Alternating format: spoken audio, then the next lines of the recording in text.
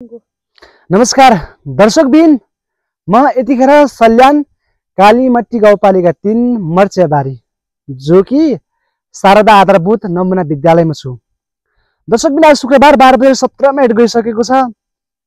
स्कुलमा विद्यार्थी कोही पनि छैन भनेपछि साच्चीकै यहाँ विद्यार्थी छैनन् त।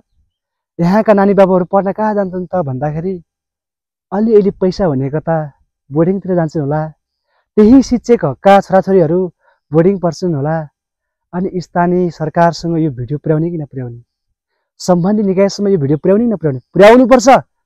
दर्शकबिन, मर्चेबारीको स्कुल जो कि स्कुलको बाहिरबाट मैले भिडियो खिचिरहेको छु। अनि विद्यार्थी नानी बाबुहरू आउँछन् कि भनेर कोही आउँदैन हो, कोही आउँदैन। 3 क्लाससम्म छ, 3 क्लाससम्म। दर्शकबिन, 3 क्लाससम्म भए पनि 2 जना, 1 जना, 5 जना, 4 जना, 10 जना विद्यार्थी भएको भए त हजुर पढाउनुस् न पढाउनुस्।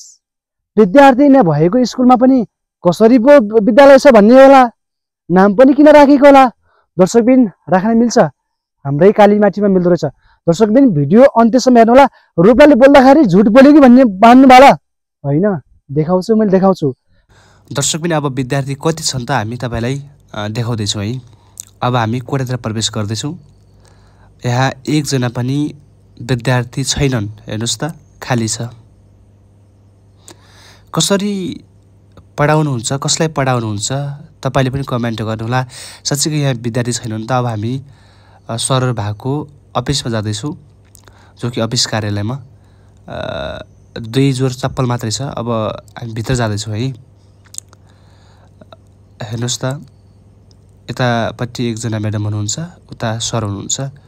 साच्चीकै स्कुलमा जाने, हाजिर लाउने, तलब मात्रै पकाउने प्रायःसो अहिले धेरैहरू स्कुलमा चाहिँ यस्तो भइरहेको छ। अब हामी अर्को रिपोर्टिङ वास्तव कुरा बताउनेछौँ। साच्चीकै स्कुल खाली हो त कमेन्ट गर्नु।